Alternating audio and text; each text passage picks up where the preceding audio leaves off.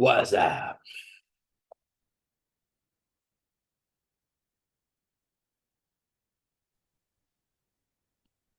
What is going on? What's up? Just taking it easy a bit today. Just ran back from the gym. What's up with you? Good stuff. Big day in the States. Big day in the States. Really, the rest of the world is it's funny how much we care about the US elections. Because I guess it does affect everybody Yeah, I mean, I in would one like way to or be another. somewhere else and see like what they feel like happens because of this, you know. Yeah. So I don't know. Yeah, man. So what's new with the business since last week? What is new? I have a call.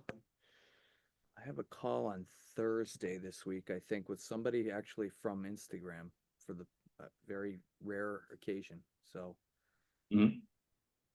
Rare I don't, occasion. You I just don't think not booking many calls from IG? None. So I don't know. This one I think was from a reach out that I did from a page I was fishing on, Hmm. and I think she might be open to doing some programming. She doesn't seem like she's in the poorhouse, so I guess that's a right step in the right direction. You know. Yeah. I feel like as long as they have like a decent job, they should be able to afford your services, right? Like you don't charge. I mean, Mario does fitness, right? He charges like Yeah. There 5K. are people in the group that charge way more than me for similar stuff. Yeah. Um, yeah, I don't know. Reason I like the Instagram ads have been an absolute bust for me, like a zero. So we'll Is see. your audience on Instagram? Like you work with a certain, like you work with like older Yeah, women who have like work with whatever women the in their 40s. perimenopausal or whatever. Yeah, yeah, women that are in their Hey Becky. 40s. So, Hello. maybe I don't know. I think I'm gonna get through this end of this year and then reconsider my audience, to be honest. Like this just isn't working out too much for me. I would do pre-diabetics, but that's just me. Like that's a bigger market. Yeah, Pre-diabetic women that could be a route, probably. Yeah. is there's like established markets, right? That are like known entities where like there's so much money in it. Obviously, weight loss is like the big one, and like muscle gain and dating and make money. But then there's all these little weird ones, which are like pre-diabetic. It's not really weird. It's like it's a huge problem. Sleep, energy, like hair loss, vision loss, all these things that people pay money to solve. so, so yeah. All right, a bunch of people joining. How's everybody doing? How are we feeling? Any wins to report before we dive into Q&A? Hey, Danny, Hey. Vanessa, you're a new Poss face. possibly a win, but to be confirmed this evening. Possibly win. Okay, somebody's on the fence.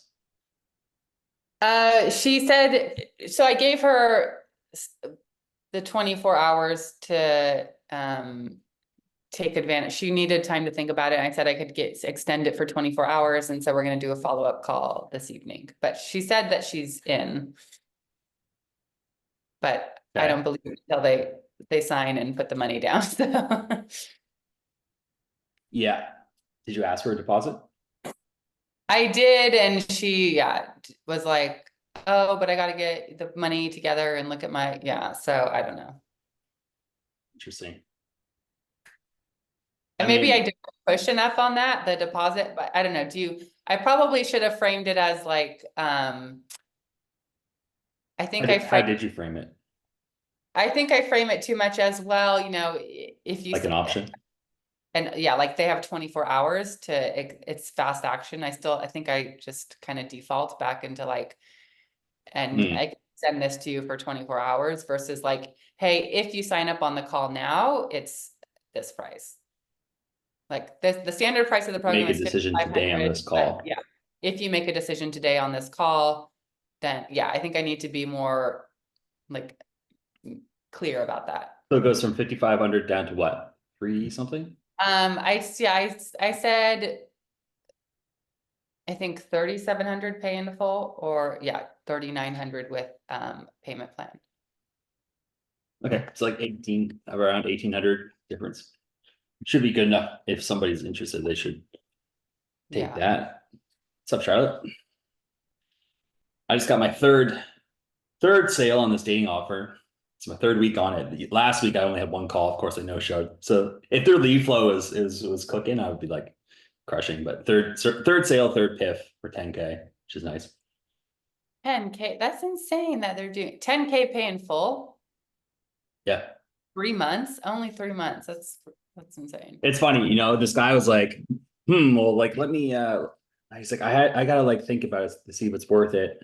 Cause it's like, I gotta figure out like, what's like the monthly rate for like 3 months. And I was like, well, listen, man, like, do you want it to take longer? We can make it take longer if you want. Like, do you want to get dates like within 3 months or do you want to wait 6 months? Cause I'm fine. Like either way. He's like, no, I want faster results. Okay.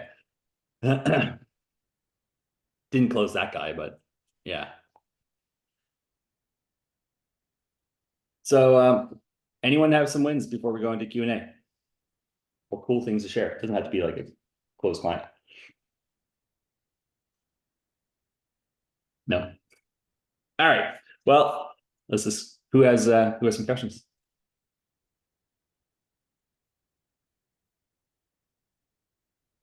I can just start picking people.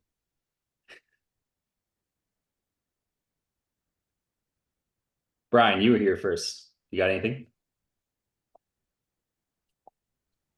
I mean, I don't have any questions right now, to be honest. I got on here today to hear what everybody else's stuff is. Cool. I have kind of a question in that, how do you prevent a call from like this call last night? Oh my God, I was like, it went 2 hours. I was like, what the fuck? She should be paying me 10K by this point. Like, I'm like, yeah, I don't know how it just went too far, but how do you manage the time from, I mean, also it's women who like, you're just kind of like, you start chatting but frame it and keep the time of the call too. Cause I don't want to just, be like. Yeah. I had that issue with my first 2 calls I closed. Like the guy was talking for a whole hour, so we had to do a 2 call. I didn't even get to pitch both guys on the first call, but the second call I closed them within the hour. So are you mindful of that, of them like talking too much and like be mindful of the time, and how do you, what's your approach? yeah, I look at the time. I'm like, okay, I've been talking to this guy for 30 minutes. We're still in discovery. Like this is a problem. Like I need to like kind of like get to the point here. So especially if people are rambling or you're just kind of like having like, you know, just shooting the shit kind of, it's just like, I mean, I guess I could shorten it by, the main thing is just getting them to see, like, are they aware of their pain and can they admit it to themselves, right? Like, that's the main thing. It's like, can I say, I have the problem, I have like boundaries issue, codependency, because sometimes I can say it and then I'll ask them what their problem is. And they're like, oh, well, it's just the dating scene. It's just, and I'm like, wait, we just talked about all your problems. So like, then I'll have to rehash it again to get them to say they have the problem. Otherwise, like, I feel like if they're not willing to say it, then they don't really think they have the problem, right? Like they're still thinking it's out there. yeah. Do you try to get the men to say like, they're the problem, or is that? 100%, 100%. Like the second guy I closed was like, yeah, I just don't. So it's a dating offer if anyone doesn't know. So the second guy I closed was like, yeah, I just don't really have the time to go out and like date. And like, I just have to find like higher quality women, whatever that means. So like, he's not really admitting anything that he's doing wrong or that I'm like, well, I know I'm not going to close this guy. So like, I realized that after the first call. So like by the second call, I was thinking about like, how am I going to get this guy to like admit that it's him? So, I mean, it's with everything. Like if I was trying to sell sales coaching, I was like, well, like, why aren't you closing? And they're like, well, it's just the leads, you know, it's bad quality leads. It's the economy. It's like, it's whatever. Like, okay, well, like, what are you saying or doing? Do you feel like that is like causing this to happen? And if they're like nothing, I'm like, okay, well, I don't know if I can help you then, like unless I'm wrong. So sometimes it's like you have to challenge them a bit, or you can say something like, "Are you absolutely 100% sure that the only problem is the dating scene? Like, are you saying that there's no guys in your area that are like compatible with you? Like zero? You live in Wet City. How many people live there? Oh, like 1 million people. Like, what are the odds of that mathematically? Pretty low, right? So yeah, it's Right. that is a big part of it though. You got to get people to like accept an internal problem and then like take responsibility for it. Like, yes, this is something I want to solve. Like, this is the right time to solve it. You know, I am committed to doing that, and I do want help, which is like most of the discovery. Yeah. I have a question. How often do you find like follow-up calls or like secondary calls get closed? Like, is that, It I depends. guess, Yeah, yeah. it really depends. So like, uh, there's like two situations where I will like follow up with people. Number one is like with the first two guys I closed, I didn't pitch them because it ran out of time. So like I only have an hour, and they were just talking. I was still new to the offer, so I didn't really know the best way to guide it. So with those people, I made sure that we had a really good conversation, and I was like, well, listen, I definitely think we can help you. Like, obviously, we're running out of time. Why don't we book another call? I can go through that. And that's situation number one. Situation number two is where it's like a purely a logistical issue, right? So logistics is like they don't have the money until Friday and it's Tuesday, or like they are going to go to Cabo next week or something like that. So they want to start after. And it's like, you could probably be like, well, like, what if we did this? What if I bought you an extra 2 weeks? So that way you're not missing out on anything. And that way like, I don't feel like it's best for you to just leave empty handed. Like, why don't we get started now? You can do some homework. And by the time you're back from Cabo, we can just dive right in. You'll kind of like be aware of like the nutrition plan or whatever you sell. And then I'll just buy you an extra 2 weeks so you're not losing anything. Like, you can just make that offer on the call. Mhm. If they're like, yeah, I just gotta go think about it. Um, that's tricky because if it's fear, basically here's the rule. If it's fear, you have to close them on that call or else they're gone forever. And like fear and uncertainty are like pretty closely related. Like, if they really just don't believe that for whatever reason you can help them, like it's not going to help to do a follow-up call. That's why I try to get most of that stuff out of the way before I tell them the price. Mhm. Yeah, because that's like price, the last one that I had that I thought would have been like ideal client has been yo-yo dieting. So I do nutrition coaching, yo-yo dieting for 26 years, is there at her heaviest weight. And she wants this to be like the last time she's ever this weight. I go through a bit of an assessment to say like, okay, like, is tracking going to be something you can do? She went through it. Yes, we got on another call. So we had an initial call, talked about kind of like the discovery call kind of thing. And then I got her to do a bit of like test tracking, like doing a little mini assessment. And then we got on a call again and kind of went through that. And then usually I get them to answer some questions before we get on that second call. So one of them is, are you ready to invest in a 12-week program that will help you finally reach your goals and make lasting change to your health? And it includes the price. And she put, I'd like to do this, but unfortunately the cost is more than I can afford at this time. Appreciate your time. And I think with the tracking, I'll be able to make good changes and get a start on this. So like, essentially, I know that she's not like, I know she's not going to be able to do this on her own. And getting on that call didn't close it. And because she said, I want to look at the transcript that I had for hers, because it was like, I was like, oh, because What's she's your like, price? it's 1,200, it's Canadian, 1,200 for 3 months. Okay. Yeah. Interesting.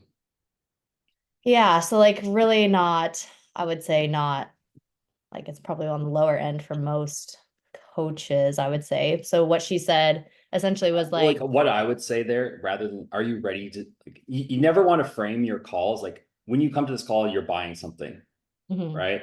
yeah. It's like, are you, if you found a way to hit your goals, lose the weight, whatever, like, Mhm.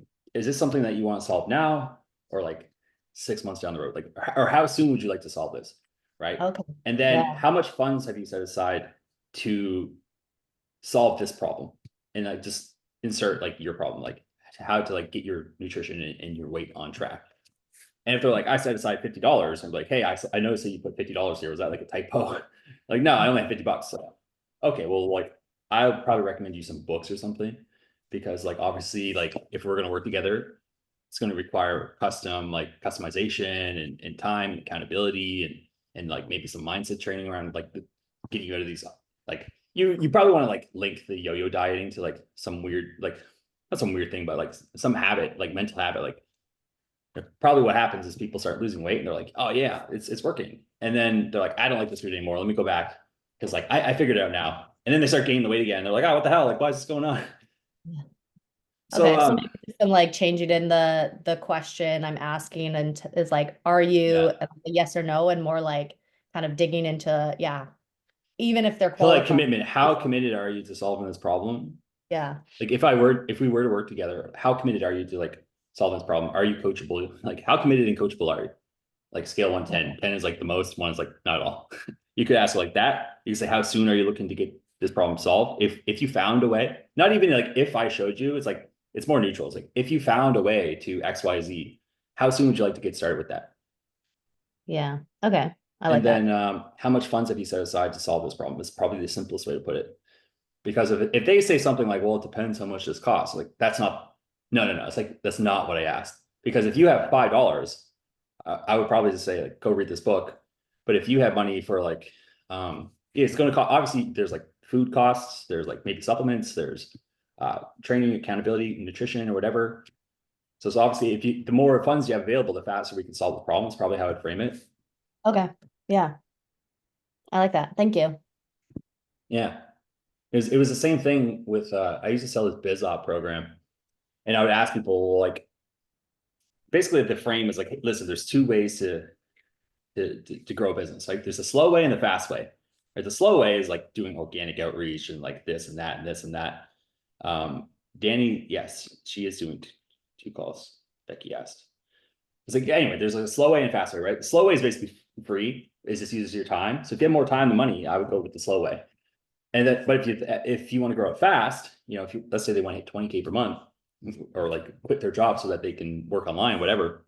The fast way is like you can invest in ads and VAs and setters and like funnels and like software and all this stuff.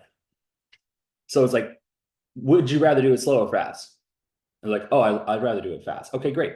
Well, just so that I can make the best like custom plan for you, how much funds do you have available to put into your business so that you can hit 20K? So it's like, just so I can make the best custom plan for you, how much funds do you have available to put into your health and nutrition so that you can lose this 50 pounds?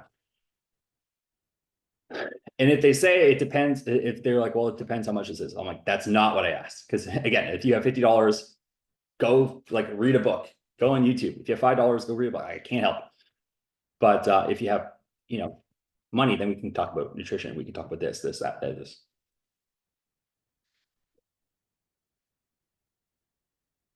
Yeah, I think the other thing, and maybe I can't remember her name, who was just talking earlier. In terms of Vanessa? like in terms of trying to like get them to like commit and get them to like say yes, like is there a good script or like Commit to your program? yeah, like something to get them to say like yes, Yeah, there feel is. like So very what I do, so basically after the discovery, I figure out their problems, their goals, their roadblocks. Um, oh, you're answering, Becky. Cool. And then I do a recap. I'm like, is there anything else that you like to add, or does that pretty much sum it up? And, that sums it up perfectly. And I use their words and stuff. I'm like, okay, well, let's hit a pause here. Like, what are you taking away from this call? What's been most valuable? Oh, I really like this and this. And like sometimes they'll tell you like what they're looking for in a program at that point. Like it'd be great if you could help me with my texting or something like that, or like in the dating context. I'm like, okay, cool. Well, my question to you is like, would you like to go off and figure this out on your own, or would you like some help? Oh, I definitely like some help. Okay, awesome. So that's like commitment number 1. They want help. They just admitted it to you. Cool. And like, would you like to know how the program works? And then you can go through your standard explanation of your pillars or your steps or your model, whatever it is. Or sometimes I like to say, hey, just so that I can make sure I answer all your questions, what would be helpful for you to know in terms of like what I do and how it works? And I just write those out. I'd be like, what else? What else? What else? And then I either just answer those directly or I weave those questions into my pitch. So I go through the entire pitch, the deliverables, and I go, what questions do you have about that? And they're like, they're either going to ask questions or they're not. Okay, cool. And I'm like, okay, well, here's my question to you. So if I were to work with you, would you be coachable and would you show up and be committed to doing everything that I tell you to do? Yes or no? Like, yes. Okay, great. And I generally recommend you have like XYZ hours per week to get the best results. Can you commit to that? Like 2 to 3 hours or whatever it is, like 5 hours, 6 hours, whatever the number, time commitment. And they go, yes, I can. Okay, great. And do you believe this process that I just walked you through can get you where you're looking to go? Yes. Great. What makes you say that? Or great, like what do you feel like would be most valuable? Oh, I really like this. Actually, like I had like a financial justification question that I asked after that. So that's a temp check, which is like seeing if they're certain about your process, like they can see it working for them. I had a financial justification question, which is basically like getting them to justify to me why it's worth it to invest in this after the like right before the price drop. But I actually moved that right after the time commitment. So it's like, okay, cool. So like I'm not the cheapest, or like we're not the cheapest like dating coach. We're not the cheapest, like there's other people that do this and a lot of them are cheaper. Like we charge a premium for 2 reasons. Number one, to get results, but number two, I don't want to work with like 8 million clients because that way you get less customization, you get less attention, you get less accountability, right? So I like to keep this program like tight knit so that I can get the best results. So for you, if you were to invest to fix this part of your life, like what result would you be looking to get to make it an absolute no-brainer? And then they're like, oh, if I could find the love of my life, if I could lose 50 pounds, if I could like do XYZ, that would be so awesome. And I'm like, okay, great. Like, do you feel like that process I just walked you through can help you do that? And I'm like, look, like, yes, I definitely do. That's what I'm listening for. And I get them to double down. So I'm like, what would be most valuable? But if I hear anything like, yeah, I think so, like a bit of uncertainty in their voice, I'm like, is there any reason you feel like this process wouldn't work for you? And then they're like, they'll either ask me a question like, well, what about this? Like, it's just something they're not clear about. Or they'll go, no, I guess not. Okay, cool. Like, where do you want to go from here? I'm like, well, what's the next steps? Yeah, easy. So we process your tuition. I'm going to get you entered into the members area and to the XYZ, and then we'll book an onboarding call and set up your roadmap or your game plan. Sound good? Yeah. Cool. Like, what's next? Well, the only thing we haven't really discussed, like, I'm waiting for them to ask me the price. I'm like, the only thing we haven't really discussed is the price, the investment, right? Do you want to go over that now? And I go, yeah. And then basically the way I've been pitching is like, cool. So we have like some price anchoring before the call, whereas like Elsa is the girl that I'm selling for. She's like, she's coached like high profile people, like charge like 100K for dating and like 50K. So it's like, hey, like she's done this. This mastermind is typically 23K, but what she's giving me permission to do is like, we don't just want like only like the elite people in here. We want to help more people, right? While still like being profitable. So if I talk to somebody where I absolutely feel like we can 100% help, you're going to be a success, can you talk like a success story? She's basically allowed me to give them what we call like a chooser's discount or a chooser's scholarship. Sorry. And like the program's called Chasers to Choosers, a choosers scholarship. And what that is like, if you can make a decision today on this call, rather than paying 23K, the way it works is it's 10K split up over 3 months. Or if you prepay in advance, it's just 8,500. Any questions on how that works? And then I just like stop talking. And usually they'll be like, okay, well, how do I pay? Or like, do you take credit card? Or they're probably like, yeah, I think I'll do like I guess I'll do like the pay in full. I had one guy that's like, well, yeah, I want to do this. Like, can we do this in like 30 days? I was like, oh, like what's going to change in 30 days? And he's like, nothing. All right, let's do it. So it's like, it's very simple. It's very hard if you go through all that commitment questions during the pitch for them to like back out unless they're just completely broke. Cool. That's super helpful. Just to like kind of almost have that like always asking them things for them to like reassure that that's exactly what they need is like, I think that Yeah. confidence piece comes into like probably putting in the reps probably helps with that become a little easier too, like, or do I you mean, kind of sort of. No, off to the other side? I don't think you need like a ton of reps to just be confident in your process, right? Mm. It's just the thing that I like, the way I think about it with the sales call is like, I want them to sell me. Like, I'm not there to sell them. I want them to sell me on why they're a good fit for our program. All right. So even from my initial frames, like, hey, listen, the reason we do these interviews is because we're very picky about who we let into the program. You only let people that are going to be success stories in. So I'm going to ask you some questions about your goals and your challenges and your roadblocks and your problems. And if I feel like it's something we can help with, I'll let you know about what we've got going on. If not, I'll approach you in another direction. Does that sound good? And they go, yes. Okay, great. So lay it on me, man. What brought you here? How can we help? And then they'll just start talking. And then with like, oh yeah, the other thing is when after I do the recap, I'm like, listen, man, the good news is like, you know how I said earlier, like we don't let everybody in, but based on what you told me, your problems, like these things I just laid out, this is something that, you know, the offer owner, Elsa, she eats these problems for breakfast. So we can definitely help. But you tell me, would you like to go and figure this out yourself or would you like some help? And they're like, oh yeah, yes, like I want help. That part's important too.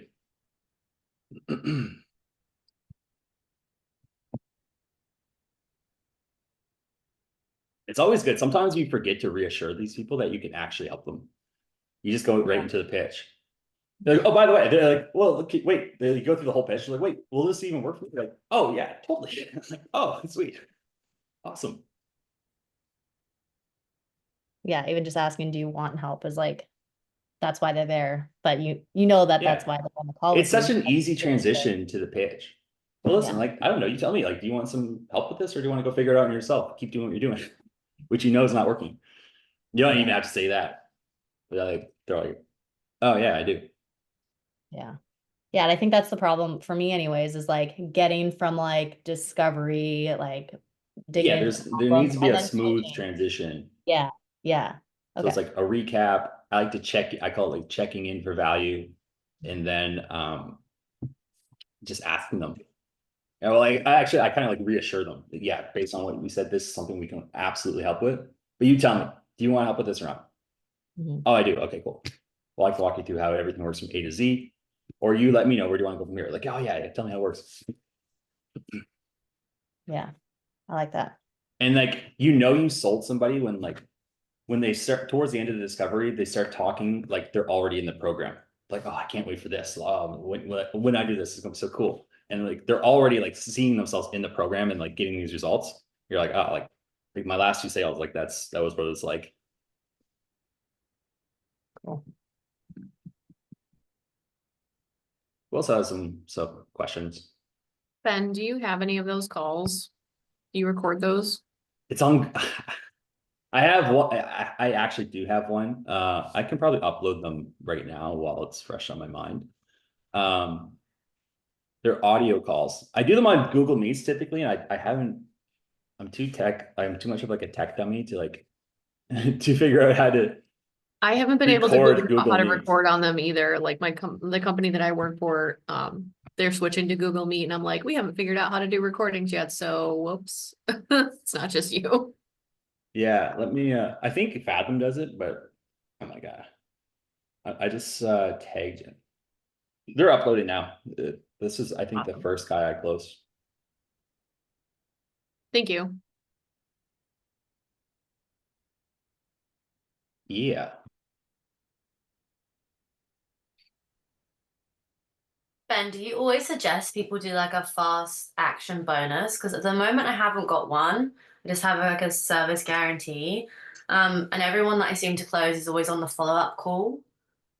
But So do you I do think like a paid in full bonus or like a paid in full discount. That's what I call it. okay, so only on the pay in full? Um, yeah, it's not even like a fast act. Like I've done it before. Like I sold for this one guy. He was adamant that every single call had to do fast action. But I've also done so many sales without it. Like I don't. I honestly think it's like it could help. Like if somebody is like already sold, and they're like, yeah, if you decide today, I'll knock off 2K. Like, why wouldn't they? Right? Mm-hmm. Okay.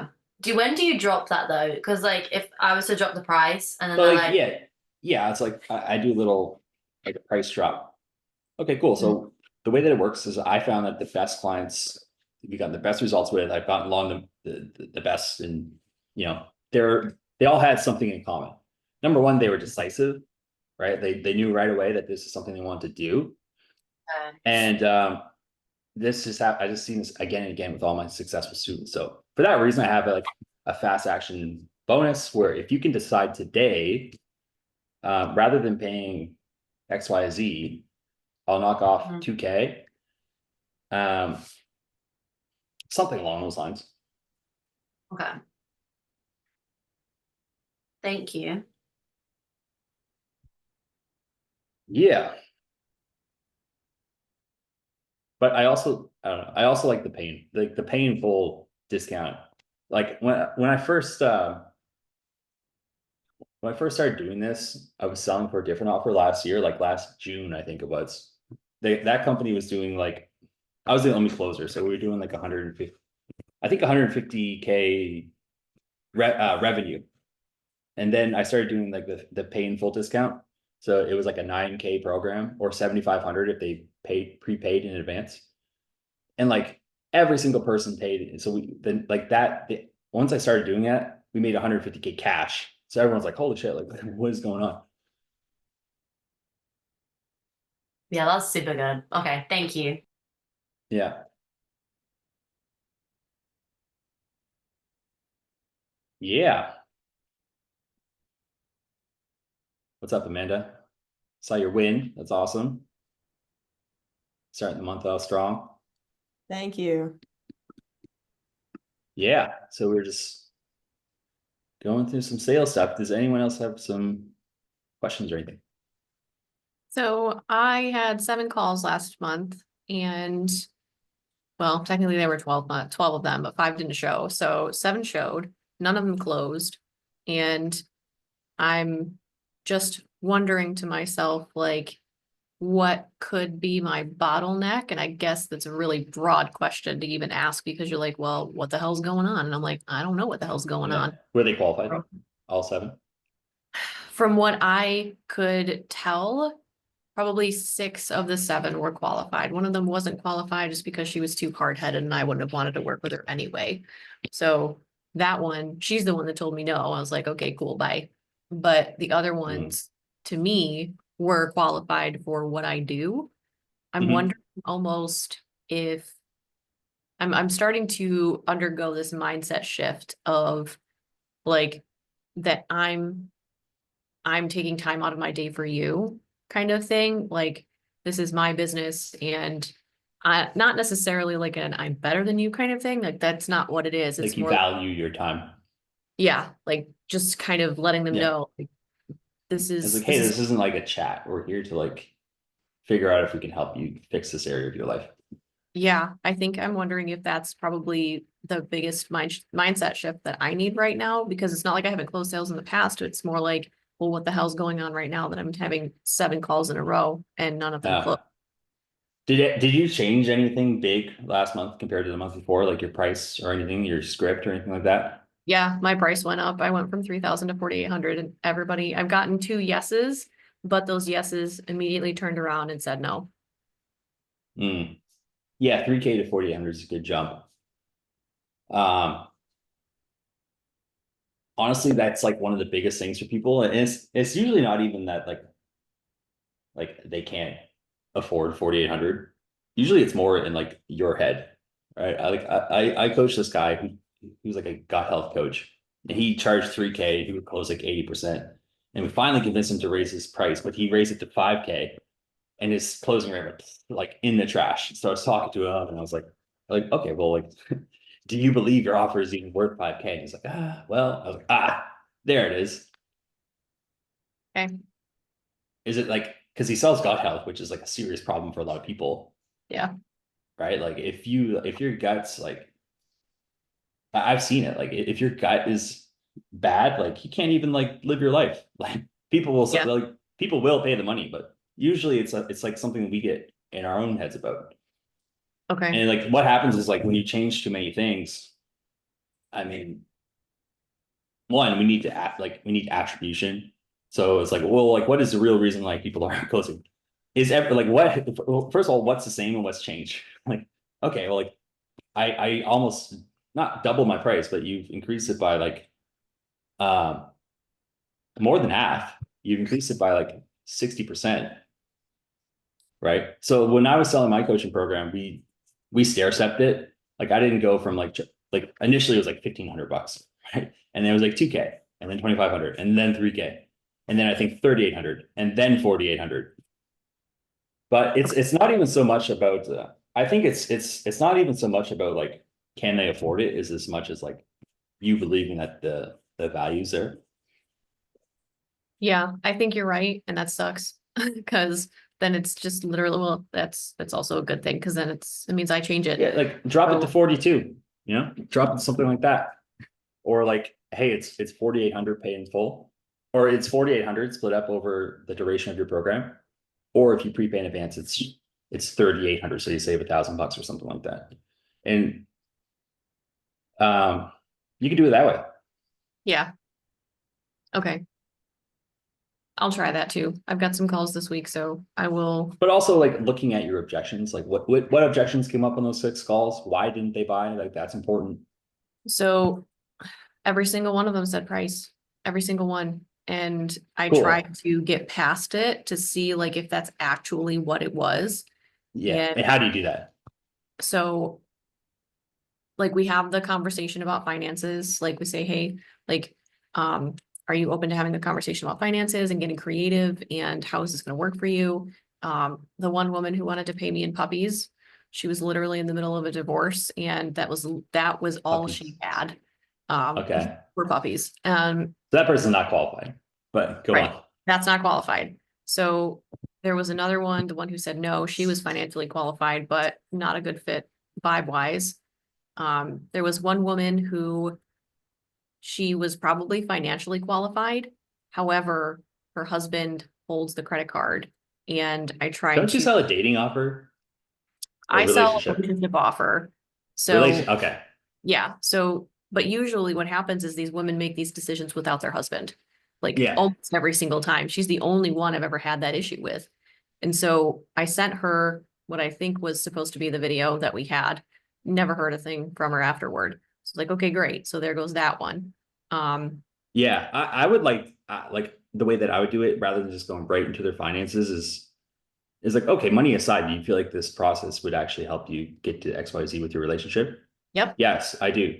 Okay, so if you had the 4,800, would you be all in, or is there anything else that's kind of keeping you less than like 100% sure that this is something you want to do and now's the time you want to do it? And like, no, it's really just the money. Okay, so it's fair to say that it's just a matter of it's I guess it's fair to say it's like it's not that you don't want to do it, you don't see the value in the program, but it's just out of your budget right now. And if they go like, yeah, it's just out of the budget. And if you have like financing, you're like, okay, well, like, So I do have Klarna, and honestly, what you're saying is like, that's what's rattling off during these calls. And I have offered Klarna. I have offered like 0% APR credit cards if they're open to that kind of thing.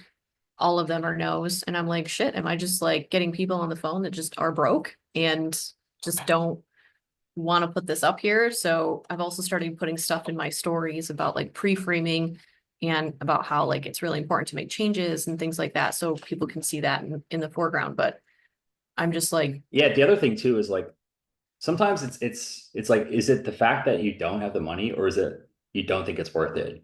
Right. So is it value or like, is it like a financial constraint? Because if they're like, yeah, it's just more than I want to spend to fix this part of my life. Because that's like a different conversation as well. So Yeah. it's like, well, listen, if you like snapped your fingers and you had this loving relationship that whatever they want, would that be worth 4,800? Because that's the real question, right? Like, mhm. because you get them focused back on the results. Yeah, I don't think I've said it quite like that, but I know I've had at least one like that Yeah. I've had that literal like conversation with, except I didn't say it like that.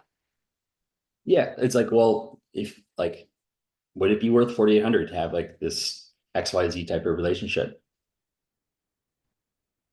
Yeah. And then if they're like, I don't know, you're like, how old are you? Oh, I'm like 40. Okay. And like, do you plan on being with your husband for the rest of your life? Yeah. Okay. Like, would you like a relation, like a marriage to last, let's say 40 years? Or what's the average woman I think lives to like 78? The average man is like 76. Okay, let's say that you live to 78, right? Another 38 years. Would you like those 38 years to be pleasurable or like horrible?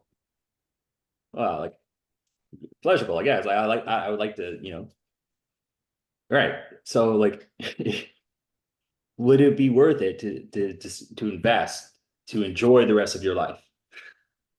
Right. You're like, well, I guess when you put it like that, it's like you gotta like stretch you gotta like kind of get them more focused on the results. And like you can do that by like zooming out and just looking at your entire life, right? It's like, well, how much longer do you want to be in a relationship that's not fulfilling or that's not like loving or supportive or whatever the case is, and not knowing these skills of how to fix it? Like, how much longer do you want that to go on for?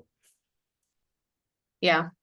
That's the call I had yesterday, actually, that I couldn't record because Zoom was being stupid. So that one was literally like, we ended the call on talking about what she values in life, like what she values. And she honestly couldn't tell me, like, she's the perfect fit, but Yeah. that's sometimes Here's being another the perfect frame. fit is a problem. Another good frame is like, well, have you ever spent 4,800? Like, have you ever spent 4,800 on like a trip or anything like that?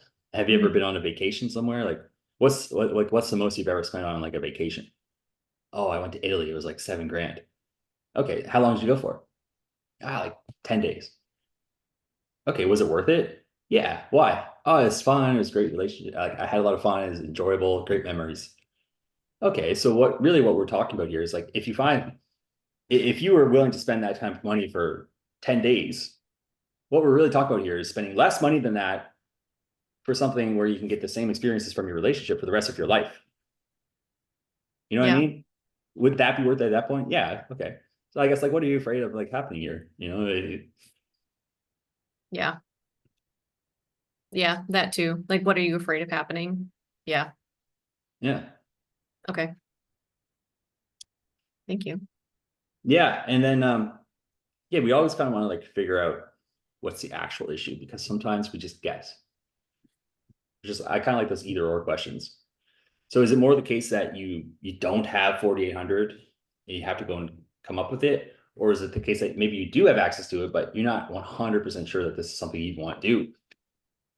Or like, yeah, yeah, I wonder if the people that I work with would be worried to say that they didn't see the value, because I work with a lot of recovering people pleasers, and I do come off as an authority figure on the call, obviously. And so I wouldn't be sure whether they would actually give me the truth of if they didn't see the value, or I'd just be like, listen, like you can tell me the truth. Is it more the fact that this is out of your budget, or is it the fact that you just don't really see the value and you don't think it's worth it, or you don't like the program? And be honest, like I don't care either way. I yeah. mean, it's just more than I want to spend for this. Okay, let's talk about it, Mhm. and then you can kind of go into that. So I you can did do have like, one. yeah, I did have one ask, like, I asked her, because she said that's a little bit more than I was thinking about spending. I said, okay, well, what did you think it was going to be? I didn't say it in combative way or anything like that, but I just put it back. I was like, okay, well, what were you looking for? What did you think it was? And she actually she didn't say anything to me. I think she compared it to her therapy cost, which is like $400 or something like this. I don't know. yeah. That's why in the pitch, it's really important that you like position it away from their other things that they're trying and why they're not working, why this will. Yeah. Yeah. Because her Here's therapy. why therapy doesn't work. It doesn't Yeah, address this therapy. core root cause problem that therapist is going to talk about your feelings and stuff, but this is the real problem right here. And they have to buy into that. They have to be Yeah. like, oh wow, I never thought of it like that. Oh, that makes sense. Okay. Because yeah, we got to compare apples to oranges, right? Therapy and your thing are not the same. Yeah. I think I need to get stronger in my argument around that, because people Yeah. equate them with the coaching and the therapy, and they're not the same. So I should No, probably you create really that got to get format. clear on why they're different and explain it in your pitch, Mhm.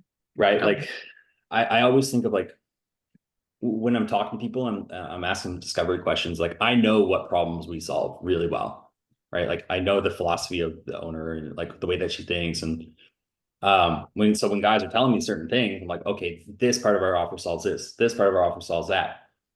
Oh, this guy is like telling me that he's super nervous around girls. He doesn't know what to say. Like I know how, like what part of our offer like fixes that. Um, so yeah, that's like a pitch thing. Okay. Got it. A lot of the pitch is like explaining like why their other methods won't work and why this will. So it's like positioning them away from each other. It's not just telling them about your program. Okay, so it's kind of like throwing rocks a little bit. Well, it's like, you know how you said, kind of, it's like, you know how you said that you've been trying therapy in this and it's just not really having any long-term effects.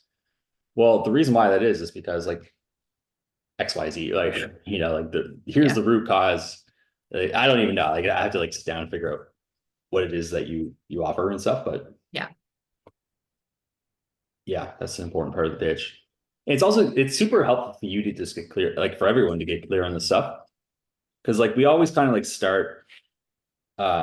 we start from like when we're making offers and we're making sales, we have sales scripts and stuff. We start at the wrong end of the spectrum. So it's like, okay, well, like I like to start with like the first principles, right? Like when it comes to like this group of people getting this result, like you're an expert at helping them do that. And there are certain principles that you probably picked up over the years, which lead you to like why your thing works and why other things don't, right? And a principle works for everybody. Like that's what makes it a principle. It's true statements, right? Like more like if you went to Morgan, you're like, I think organic's the best way to grow your ads or grow your business. She'd be like, no, you're stupid. It's actually it's ads, and here's 50 reasons why. Because she's like has a really clear like philosophy around how to grow a business. That's what she believes in, and she has like evidence to back that up. So you start with your principles, and that turns into your philosophy, and that philosophy package it into a process which you sell in your program, and then you know your whole your messaging comes out of the program, and your sales script is based on the program. But like basically that's the way I think about it. So all my questions in discovery right now are like asking them questions so that one, I know that I can help them, like our program solves a problem, and two, that this is a big enough problem for them for me to feel good about like asking them to spend 10K. Like I feel ethical doing it because I know that it's a big enough problem because they told me. Yeah. Honestly, that sounds like something I don't know. I know Morgan's always like wanting to add things to the program and make it more valuable. I think that would be a really valuable thing to add to like go through somebody's stuff, like basically the process that you just outlined, so that their script reflects what Yeah. the philosophies Because are. one of these days when you guys are scaling up, you're going to have salespeople and you're going to say, hey, sales guy or girl, here's my script. Here's some call recordings. Here's my content. Go through it, figure it out, and go sell like I do. And it's not going to work because we're starting at the outside in and trying rather than inside out, right? You need to like basically be able to transfer the way that you think to salespeople. Because if they think like you, then they can come up with their own stories and analogies and metaphors. They can use their own life experience and they can customize a pitch because they understand the problems that you solve. And yeah, it's super important because most of the time, I hear it all the time, business owners get super pissed because they bring on a closer. Let's say you close at 80%, you're just like a rock star.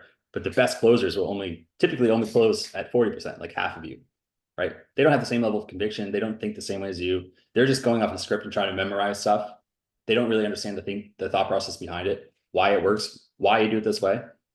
And so when all they're focused on is like, oh, I have to say this right, it doesn't have the same effect as like when they actually know what they're talking about. They're like an actual expert because you taught them to think like you. Yeah, that makes sense. Yeah. Yep. It's a big one. Nobody does it.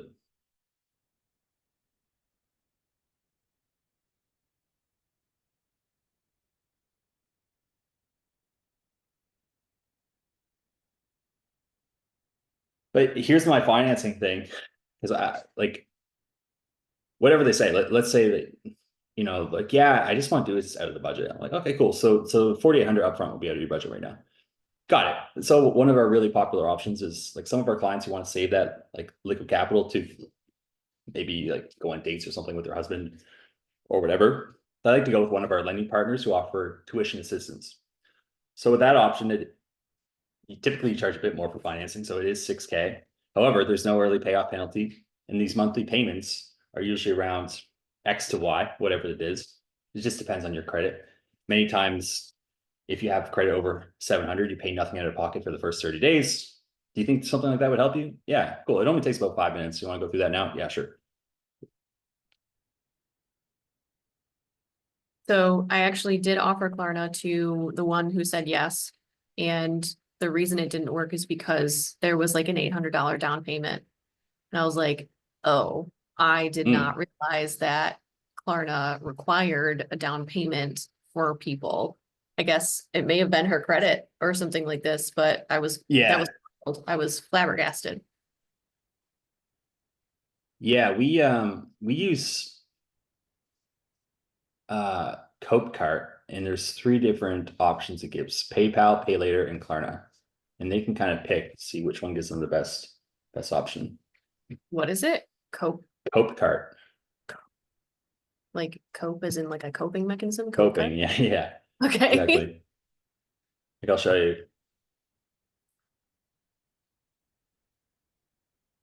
So yeah, let me go here. There's Elsa. I do phone offer. Mastermind, refund period. It's 10K. Put in their email, first name, last name, address, city, you know, zip code, phone number.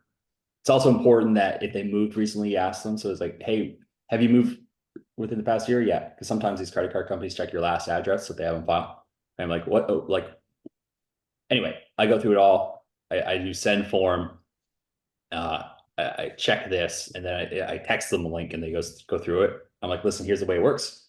Put in some information. It's going to give you 3 different options: Klarna, Cope Cart, and Pay Later. You click them to see what the options are. If you click an option, it will go through. So like, don't do that unless you see an option that you like best. Like, don't just pick the first one, because it will like pay. But yeah, it's super simple. So is that similar to Klarna? Like, is that like a Klarna is part of it. Klarna is Klarna's one of the part- options. Okay, so is Cope Cart like Stripe then? I guess I'm not like an expert on it. It's just something that we use for financing. Okay. So if you aren't financing, then you wouldn't necessarily use this. No, she uses Square, which I Okay. find is annoying. But Stripe, Okay. or anything really. Okay, so she either uses Square or she uses Cope Cart. So Cope Cart is for financing. Finance. Yeah. Okay, all right. Yeah, I'll definitely look into this. Thank you. Yeah, and get them to do it on the phone. They're like, well, can I do this later? I'm like, yeah, it only takes 5 minutes. I'll wait. Okay, I'm not letting you off the phone until you do it. Yeah, absolutely not. Okay, and have you experienced anybody having to like put a down payment in through here yet? No, I haven't. Okay. But I guess, well, that was the first one I closed on financing was yesterday, and this guy had really good credit. Oh, okay, Wall Street guy. nice. Yeah, that helps. Yeah, it sure does. I think that's Yeah. another thing too. A lot of my women are either stay-at-home moms or they have like they're the second income. They're not like breadwinners and things like this.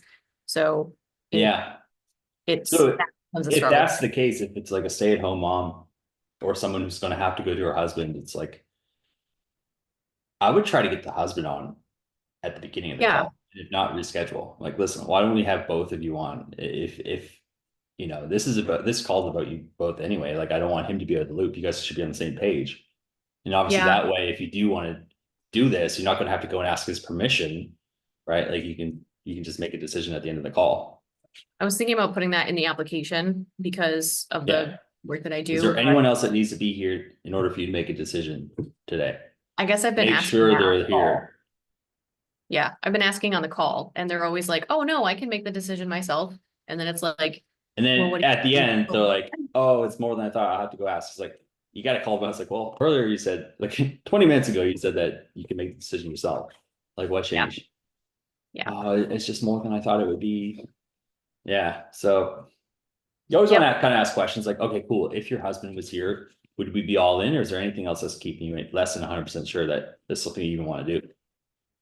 No, yeah, if he was here, yeah, for sure. Okay. Cool. So, like, does he know? Well, actually, I always like to ask, hey, in your opinion, before you go and talk to your husband, do you feel like with what we've gone through, like it can get you to this XYZ result? Okay, cool. Can you let me know why you feel it can? Okay, cool. And it's like awesome, no problem. So when you go and do you talk to your husband? Do you feel like he would want you to learn the skills necessary to improve your relationship? Gotcha. And like, what do you feel if you can either go with like, well, what's going to happen if he says no? You know, is this like a permission thing, or you just wanted support? Well, what happens if he says no?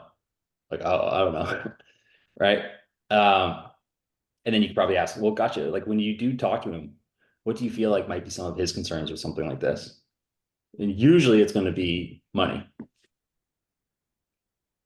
Mhm. All right, see you, Charlotte. Yeah. Okay.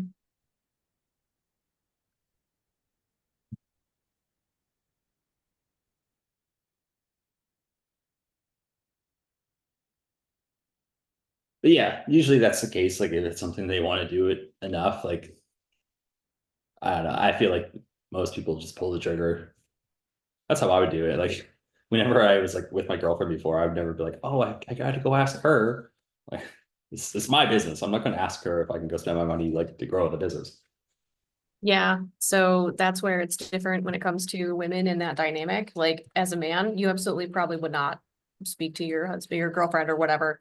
For women, it's different. And so that's why sometimes it becomes an issue, but I've literally only had that problem once. So It's good I to don't, ask in the discovery. I Hey, do. does Yep. does your husband know that we're speaking, or is this like a secret mission?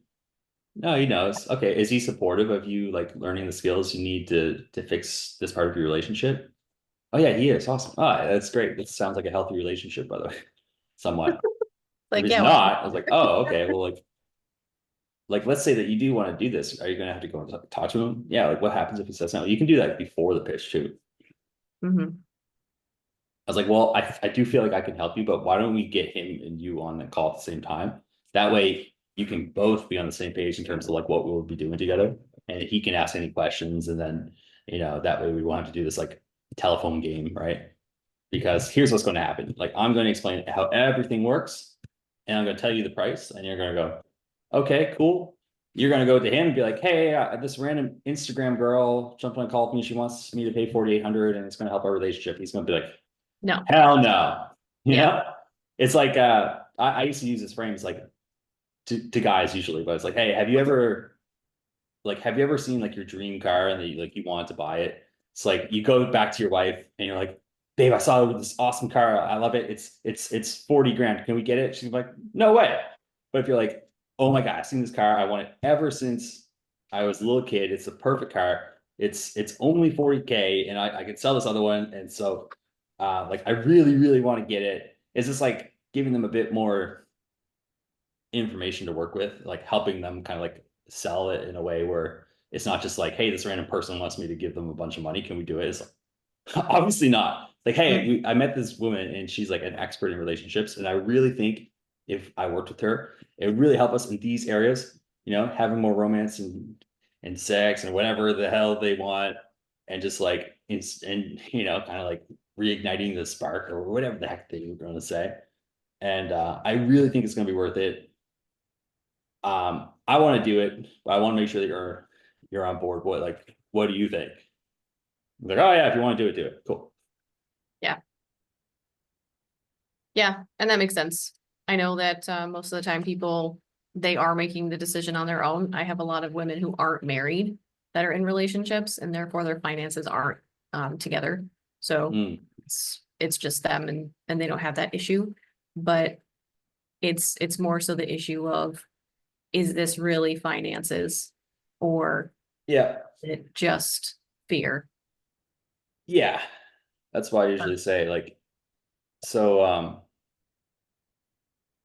like money aside, I like talking to your husband aside, is there, if he was here, would we be like working together right now? Or is there anything else that's keeping you less than 100% sure that this is something that you want to do? Yeah. Or like, is there anything else that's keeping you less than 100% sure that this process would help you do X, Y, Z? I think what you said earlier about having my principles down is probably going to be the best thing for it at this point, so that I'm clear on what I do. And Yes. I mean, it's not that I'm not at this point, it's more so just like, it's one of those times where I've got it all in my head instead of down on paper. And so it's all kind Yeah. of like I know what I do, but it's not clear Yeah. enough. So that's what, so that's what I did with this dating offer. I sat down and I was like, okay, well, like, let me understand how she thinks. So I started asking her all these questions. I was like, well, like, why is your way different from what other dating people teach? Like, what do you believe about sales that other people don't? Like, oh, why do you think that? Okay, why, like, why do you do this? Why do you do it that way? Until I understood it enough where I'm like, okay, I think I got it. And went and like, I just wrote out the pitch of how I would explain this in a way that made sense to me. And like, basically that's what I use to pitch people. Okay. And so I make little tweaks here and there to like the actual pitch, but it's almost always the same. Okay.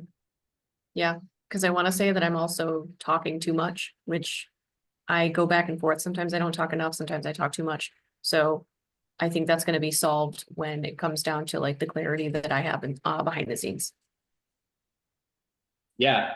So like with pitching, like, so part of it, I think of it like when you're writing a VSL, basically what you want to do is you take somebody who's experiencing this big problem, which is causing these emotional pains and physical pains, maybe, and you narrow it down to like a root cause, right? And then you have a mechanism, which is like the solution to this root cause, right? It's like, this is why everything else has not been fixing this, because it hasn't been fixing this one thing. But here's how I fix it. And like, so it kind of gets them thinking like, oh, this is like what I need, but it has to make sense and it has to be believable. And ideally you can back it up with like logic and proof and stuff. But it's like for this trumpet offer that I was selling, it's like, hey, the reason why you can't hit these high notes is because you're breathing wrong and like your lips aren't sealed properly. So he had two kind of like mechanisms, I guess, which is like, first we have to fix like your breathing rather than breathing up like from your belly, which is what most people think. It's like you actually want to take like an opera singer breath. And then the other one's like the way that your lips seal, it has to be like 50-50. Most of the time it's like it's off to the side or it's like a bit in front or back. And that's what's causing you to like gas out. So like once people bought into that, they're like, oh, okay, cool. And then the whole program is just like, helping to fix that and then coaching and stuff like that. Do you have that in your pitch? Like most people think it's XYZ, but what really is going on is this. Is that in your pitch? No, not really. So basically, I might layer that in there. It just depends on what they say. Mm-hmm. Right. Okay. Like some guys are like, what did this guy say yesterday? He was like, something about growing a beard. He's like, I think if I grew a beard, like it'd be way easier. I was like, yeah, a lot of guys think that, but at the same time, it's like women respond to like the way you communicate a lot more than what your fucking face looks like. Yeah. You know, You can't hide bad personality, bud. you can't hide a personality. And so obviously, like, I want to clear up a lot of these weird little beliefs that people have. Like some guys think I'm too short, or like some guys think like, oh, I'm bald, so I can never get a girl, or it's all these like weird external, not really external things, but like kind of external things. It's like, yeah, it's a skill. At the end of the day, we want them to understand it's a skill issue, right? Mm-hmm. Everything's really a skill issue. yeah. And even if it's not, you got to make them believe it. Like, but to be honest, like most things are. But yeah, you could fix your appearance, but the root cause is like you don't know how to communicate with women.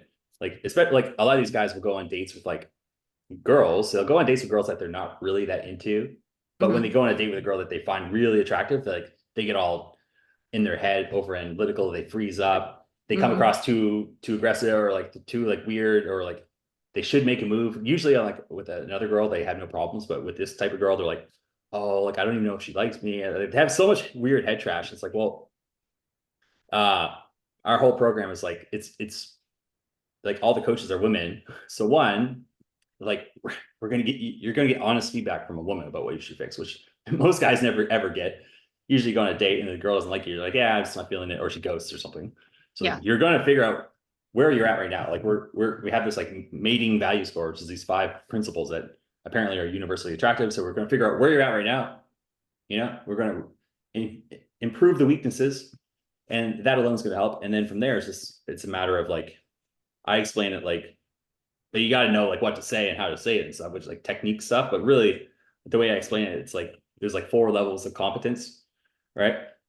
Like your unconscious incompetence, conscious incompetence, and then basically all the way up to unconscious competence, right? And it's kind of like driving a car. Like when you first get in a car, you're like, oh, like where do I look? And you're like, there's so much going on. You got to concentrate on everything. After a while, it's like you're like texting and like drinking coffee and like looking around, and next thing you know, you're at your destination. You're like, oh, how did I even get here? It's because it's automatic, right? It's you reach a level of unconscious competence where you can just do it without thinking. It's like that's what we want to like reinforce into you through drills and feedback and training, so that if you see this beautiful girl, rather than being like, oh, should I talk to her? It's like automatic.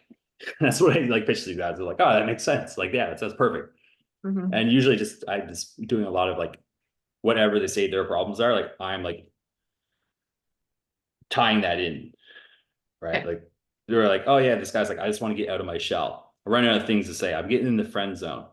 You know, like I don't know how to like approach women. I'm kind of like afraid of getting rejected. So I'm like just like peppering this up into the pitch. It's like when you do it this way, you're gonna get rejected and da-da-da. But if you do it this way, it's like it's gonna work. Or whatever. Yeah. Okay. Yeah, that makes sense. I think my big thing is getting those principles done and making sure that I'm super clear on that, because I can help these people. I'm just not doing a good enough job here. So Yeah, it's like half of it is really just like clarity, like you having total clarity on what you do and how it works, and like being able to like get them to understand what you do and how it works and why it works, and getting them to buy into that. Like, this is the thing I need. right. How did you drill down on those principles from her? I know you said you asked her like a million questions, but Yeah. I mean, were there any specific questions that really helped like open it up for you? I was just asking, like, tell me about your process. Why do you do it that way? Okay. What do other people like? How do the people like commonly try to solve this? Why does this happen? Why is this happening? Gotcha. Okay. I just So- asked her a lot about her process and her thought process behind it. And Okay. what did she do to help these guys? A lot of stuff like that.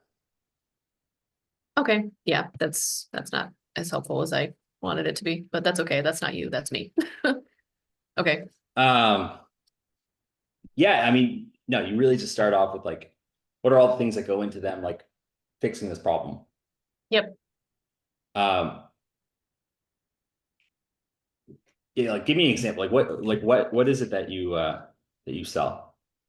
So it's a relationship offer. I usually help women who are struggling with not just their communication, but their overall relationship with their partner, usually because of their own issues. Like they have patterns that are really nonsense. Like, they have a lot of feminism drilled into their heads, which like, I don't need no man.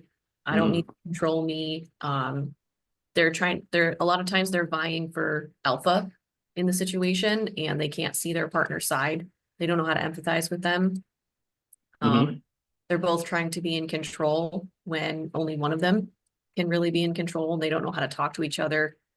That's Trying to be the leader. Yeah, they're both trying to be the leader. And- They don't know how to talk to each other. Like she's usually super emotional and does not have control of her emotions. So emotional regulation is something that I teach as well.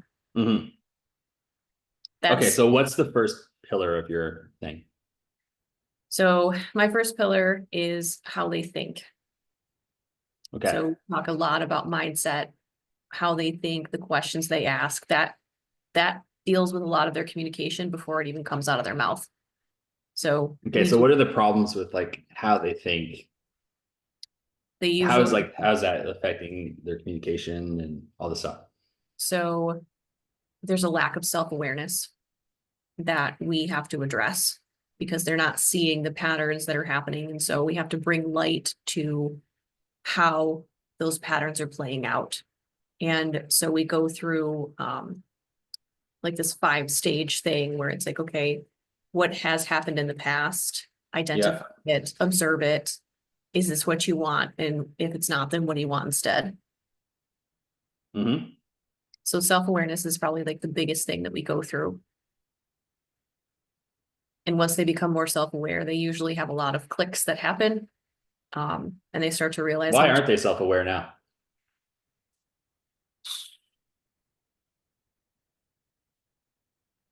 So from what I'm observing, it's due to a very selfish mindset. Selfish mindset.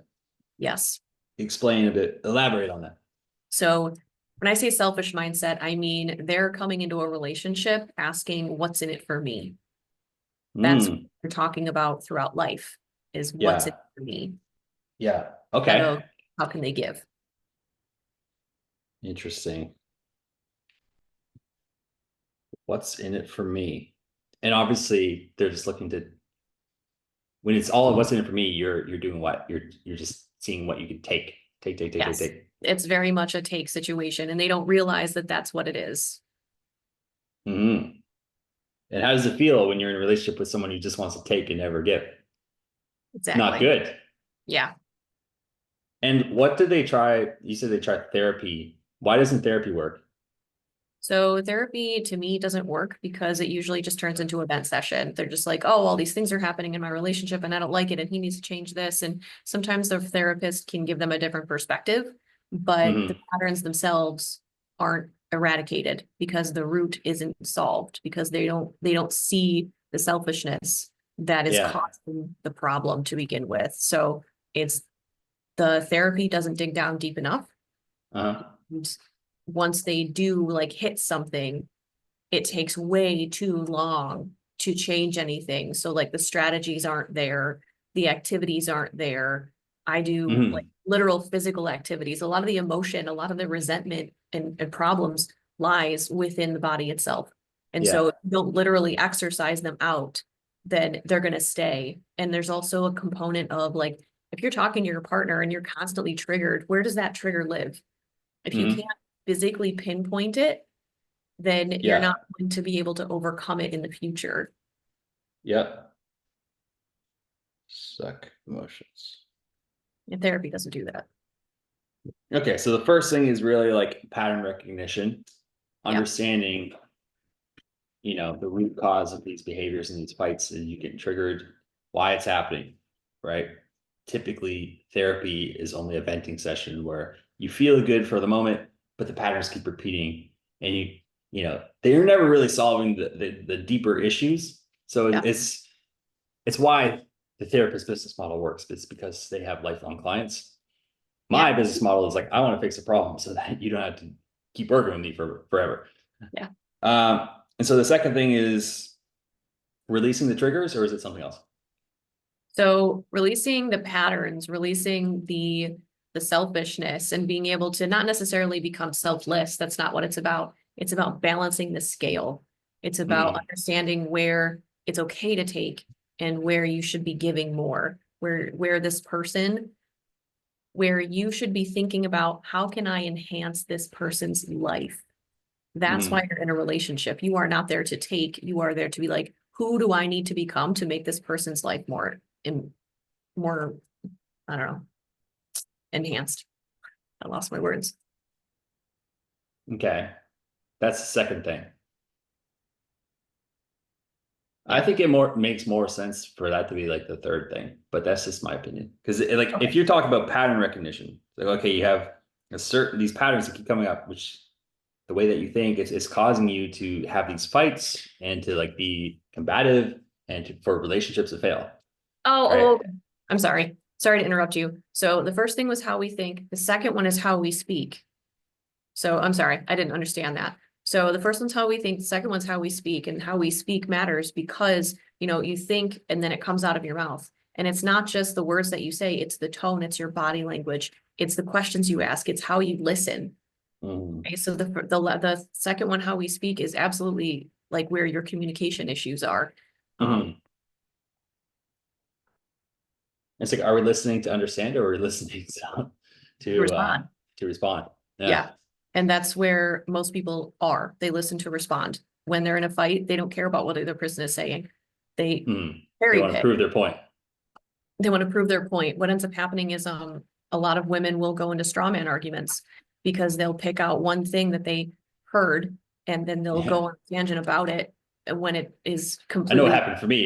We get in a fight about one thing and then brings out this random point here. Like, well, you sent me this meme, which is offensive. It's like, that literally has nothing to do with what we were talking about. This is pulling random stuff from the past. It's just like, well, this thing happened like 6 months ago.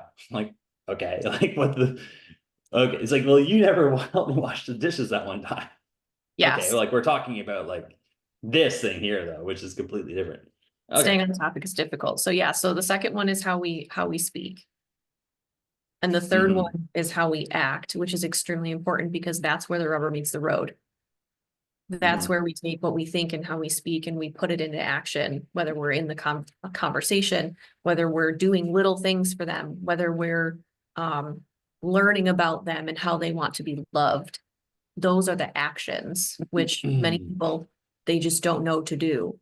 How many people if do you're you know? selfish, you only care about how they're making you feel and how you get love and how you do this and how they're not doing anything to you, and you have no focus on what are you doing to do those things for them. Yes. So okay, so how we think, speak, act. There's more. So those are the three that I've kind of drilled it down to. That's okay. So that's your main three things that we cover. Okay. Yeah.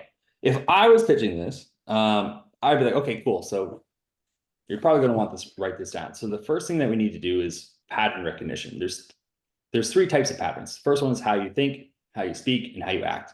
And so what happens with women that I work with is that typically we get in this pattern of like being argumentative, like not feeling that we're getting what we want from a partner, and like getting triggered and like if lashing out and fighting and like causing all this friction, which usually ends in the relationship either ending or just like being way less of like a healthy, supportive relationship. And the reason why is because these deeper patterns, which, you know, most people try to go to therapy and really it's just like a venting session. They're not actually fixing the core problem. Right. And what I found is that usually this happens is because a good relationship is like, it's like even, right? It's like 50-50, like you're giving and taking. But most women that I work with, they tend to be more selfish. So when you're going into it thinking, what can I get from this person? What can I get from them? They're not giving me what I want. They're the bad person. Like we're really just more of like a taker. And like, how does it feel when you're, you know, if the people that in your life are just pure takers? Do you know anyone that's just like always asking for stuff and never really like offering to do anything for you? Like we don't want to be around them, right? But we are actually showing up that way in our relationship because we have this core selfish, you know, perspective. And I'm not saying it's necessarily, you know, it's not that it's your fault, but it's just a lot of people think this way because of like feminism and female empowerment. Like he should be doing everything for me, but that's just not a healthy relationship, right? And so we have to understand what these patterns are. That's the number one, because until we know what they are, we can't fix them. And so from there, the next thing is really figuring out, okay, once we clear these patterns, well, the next thing is like we have these triggers, right? Like you get triggered from this thing and that thing. Oh, he said this, he said that. And we have these stuck emotions, resentment and anger and all these things that get stuck inside of us. So we have to actually release these out of our system so that we can think properly. So the next time that you're about to like start an argument, you're like, oh wait, like, you know, we can take a pause. We have the space between like action and response or whatever it is. Like the Viktor Frankl thing, the space between like trigger an event, right? And so we really have to like release these suck emotions from your body so that like we can actually have this space. And once we have this space, then we can start working on building in the right patterns. Well, like how can you show up differently so that these things, these arguments no longer happen? Like, you know, and it starts with changing like your core, like whatever you want to call it, programming, your core belief process around relationships in general. Like what do they mean? Mhm. Right? It's not that they're right or bad, but there's some belief patterns that lend to a supportive, healthy relationship, and there's some that lead to an unsupportive, unhealthy relationship. And right now, you've been in a pattern of bad relationships, right? And sure, you could say it's maybe it's just always the guys, but no, like we have to be responsible and take accountability for like things that we can fix, right? Which is how are we showing up and how are we thinking and acting? And there's a lot of stuff that goes into this, like the questions that we ask, our tone, our body language, the way that we think about certain things, the things, all this stuff, we got to get rid of it, right? We clear out these negative like things that are not empowering you to be in a healthy relationship, and we that gives us room to implement the right patterns, which is part 3. So figuring out, you know, the right way to think for like the type of relationship that you want. And once you know the right way to think, automatically you're going to start speaking, acting the right way, right? But it's impossible to do that unless we drill down and remove the unhealthy patterns. I'm like, does that make sense? What questions do you have about that? I'm really glad that you decided to keep me on the call for this long, because that's amazing, and I'm gonna want this to watch again. That's how I pitch it. Yeah. So whatever you did right here, I feel like almost everybody could benefit from you like asking them these questions and showing them how to pitch it. Like that's incredible. Yeah, it would help. But Yeah. they all left early, so they didn't get a chance to watch. Maybe in the replay. Yeah, I'm gonna get in there and be like, guys, you need to see what he did. You need to see the questions he asked me, because these are the things that like you needed. But see, now here's the thing, I would not have been able to come up with that based on the questions you asked me, because you obviously have your own, background knowledge, whatever, how little or much it is, but you were able to thread it all together in a way that I don't have that skill level. So Well, you that's do. It's just like, like I'm just trying to explain it in a way that makes sense. Like I can yeah. explain this to like a 5-year-old or like my grandmother, and they would get it. So it's a matter of like simplifying and like making it relatable, but also making it make sense. Whereas like this is the core thing. Yeah, I think this is one of those times where like my educational background kind of backfires. Yeah, yeah. We're giving them too much to think about, or it doesn't really make sense, or it's like, yeah, it's just we know too much for our own good sometimes. Basically, that's the issue, Yeah, right? I Or overcomplicating it, a simple thing. definitely overcomplicating it. You have these negative patterns, which are showing up the way you think, for starters, the way you speak, the way you act, and these are causing a lot of friction in your relationship, right? And this is a pattern that's been repeating and repeating. Most people think that they can just go to therapy to solve it, but guess what? Therapy is just a venting session. Like it's like when your car is running out of gas, you go and get some more gas, and then it goes good for a little while, but then again, you got to go get more gas. And it's like they're never actually like really fixing like the core issue here, which is these underlying patterns. And so we have to identify, first of all, what are they? Why are they there? And I can give you some insight into that. But really, it's just like once we identify those patterns, then it's like, well, even knowing that's not enough. The next thing is like you have people who get this, but emotions are stored in the body. We have these triggers, and like they live in our bodies. You have to like get rid of them before we can act the right way, because it's like it's an automatic programming. As soon as this happens, like I get triggered. Nah. And we remove these, and kind of like it gives us space to put in the right patterns of thinking, of speaking, of acting. Yeah. And then from there, once you start thinking the right way, you get rid of these old selfish patterns where like everything's about you, and like like, what can I get out of this relationship? That's not what a good relationship is, right? It's like the it's like two people are there. It's like you're not supposed to give them 20%, they give you 80%, right? Or like it should be like 100, right? Like, Yeah. you're trying to make this, you're trying to build something together and build like, this healthy relationship where like you're in love and everything's great and maybe you start a family and all this stuff. But if you're just like, well, no, like the guy has to do everything for me and like I don't really have to reciprocate, and it's just never going to work, right? It's just like weird faulty programming that we all can tend to pick up from various sources. So not to say that it's wrong, but it's just that there's patterns that lead towards a healthy long-term relationship with love and respect and like giving and taking. And then there's patterns that lead to fights and friction and like breakups and, trauma, all this stuff. So like, let's just clear those out first, understand what they are, clear them out, and then put in the new ones. So that once you're thinking the right way, these patterns are no longer within your mind or your body. That is what's going to give you the foundation to show up to any relationship the right way, right? And so that's what's going to truly cause like the lasting success. And I do believe in that because I have like an understanding of like they call it like low vibrational energy, right? It's like they're sucking like a low vibrational energy. It's in your body. Like, so I have like my own beliefs around, I'm aware of that.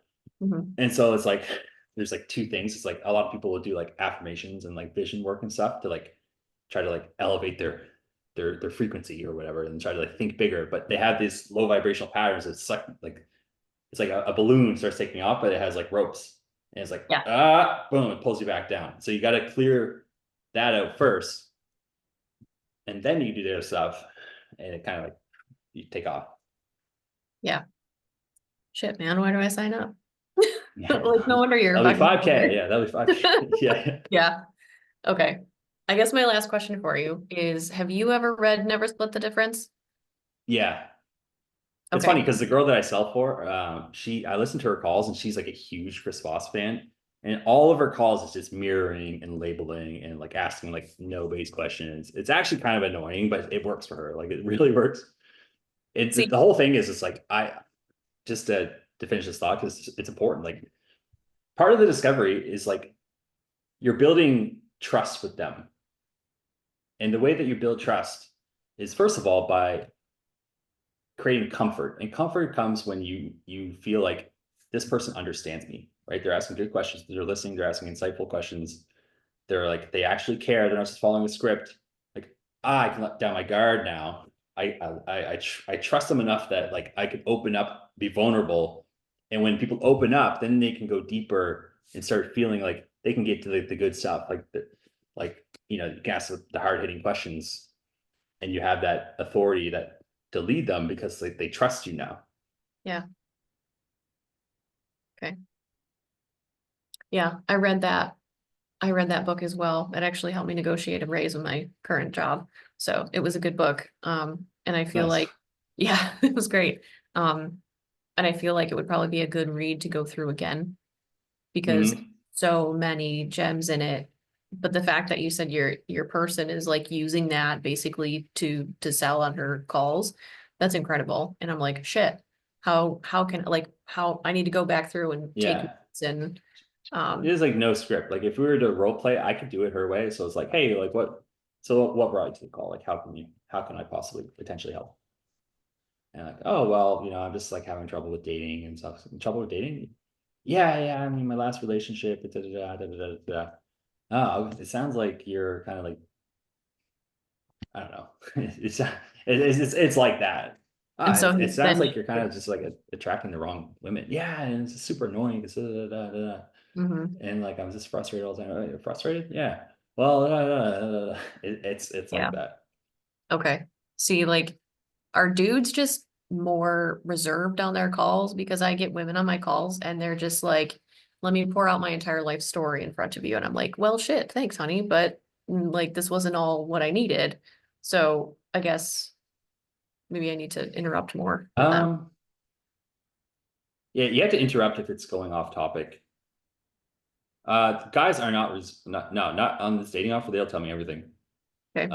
But it's knowing what's useful information and what's nice to know information. Yeah. Is that like, is the same with pitching? Like, is the stuff that I'm telling them, is it like need to know or nice to know? I mean, it sounds like need to know, but Yeah, if it's need to know, it's good. But if it's nice to know, like a lot of people just tell people, like they tell them everything about their program, and it's like it's not relevant to them. They're like, yeah, that's cool, okay, cool, whatever. You can kind of tell when someone's getting bored. yeah. That's why I take notes. Like I'm writing down their exact language. Like this guy is like, I'm writing that and I'm using that in my pitch. And like, this is how we solve that. You know how you said that you feel kind of, you know how you kind of like want to get out of your shell. Well, the way that we do that is we have these live approach drills where we make you go and talk to women like once a month, and we kind of push you to get out of your cell. And this guy kept saying how he wants to push his comfort zone. I'm like, well, we're definitely going to make sure that you push your comfort zone here, because all growth happens outside of your comfort zone. He's like, yeah. He got super excited. Okay. Yeah.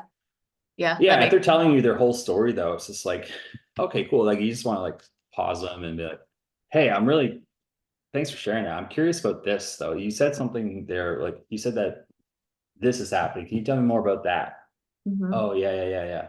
And it's just like, basically, if you really want to simplify it, it's just like, well, are they saying something that is like getting them to open up more about their problems and their goals and becoming more emotional? And number two is like, are they saying something about a problem that I can help them with specifically? Right. Right. And if they're not, it's like, hey, this is really great, but we're often like Jupiter. And I'm really curious about your last relationship. Tell me what happened there. Oh yeah, he was this fight. We fight all the time. What'd you guys fight about? Oh, this and that. Why'd you guys break up? Well, this happened. Okay, and like, has that happened? Like, what about your last relationship before that? Did it happen? And what happened there? So like, I kind of think of it in sales. It's like, if you thought of like a timeline, if you were writing if you were like a script, like a screenwriter writing a movie for this person, like before, during, after, right? Like, okay, so like, what got you to this call? Like, what's been going on? Like, tell me about it. And then, okay, how are things now? Like, okay, and like, and then the future is like, well, how would you want them to be? And like, what's going to happen if you don't? Like, so there's like a positive future, a negative future. But like, I just want to be able to picture in my mind exactly kind of like what's going on, while at the same time it's like weaving in like their narrative of like this before, during, after, but also we like understanding like how we can help. Like that's kind of like the main thing I'm thinking about. Yeah. Yeah. I'm definitely thinking about that on the call, wondering like, what is it about what I do that can help? And I think, like you said, like figuring out what those principles are and the fact that you just literally outlined them for me, was what I truly needed to get solid. And so when I rewatch this, I'm going to go through and I'm going to take notes and kind of expand on what it was that, you picked out from what I said, because that's been sorely missing. Yep. Yeah, it's all there. All this stuff. The good thing is it's like all the stuff is there for like a really good pitch, really good offer. And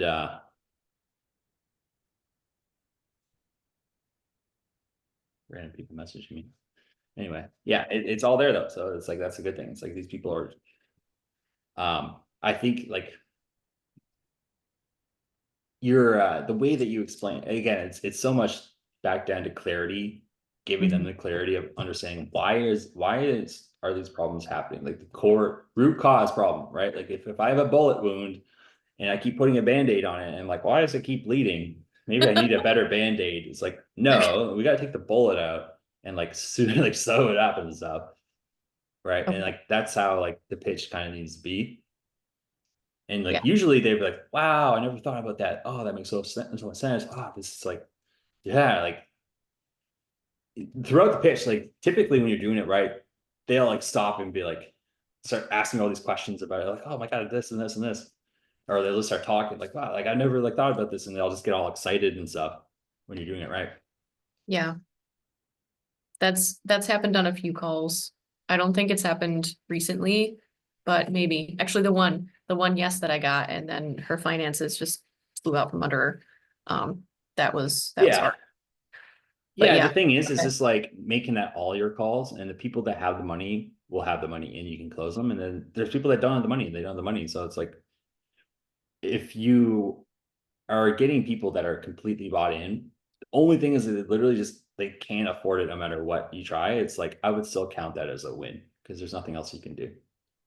Besides maybe Okay. earlier in the call being like, hey, by the way, like how much funds do you have set aside to fix this part of your life? And if they're like, I got like $3, I'm like, oh, great. I'm glad I didn't pitch you. Yeah. Because I hate, it's like the worst feeling is you go through the perfect pitch and you're like, you expect this person to be able to buy, and then like, oh, this costs money. Like I had a guy like yesterday, like my first call, they're like, by the way, does this stuff cost money? I was like, oh my God, bro.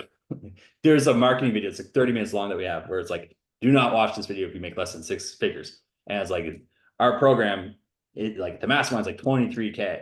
And it's like, it has all these price like qualifiers and like price anchoring, where if somebody gets on the call with me and they watch that video, we make them send like their takeaways, and we make sure that they send those takeaways before my call. So we know that they watched it. They still get on the call and they have no money. I'm like so pissed. I'm like, why are you here? Yeah. Yeah, that's something where like I want to have a better financial qualifier. That's why I was like, I did watch that video, the one you sent everybody with the person doing all the outlines and stuff like this, the VSL. I was like, this is amazing. I do want to copy this however I need to for myself, because I am getting a lot of that. I am getting a lot of women who are like, I don't have any money right now. And some of them will say that to me in the DMs, but at the same time, I've had somebody say, I have no funds, and then they piffed.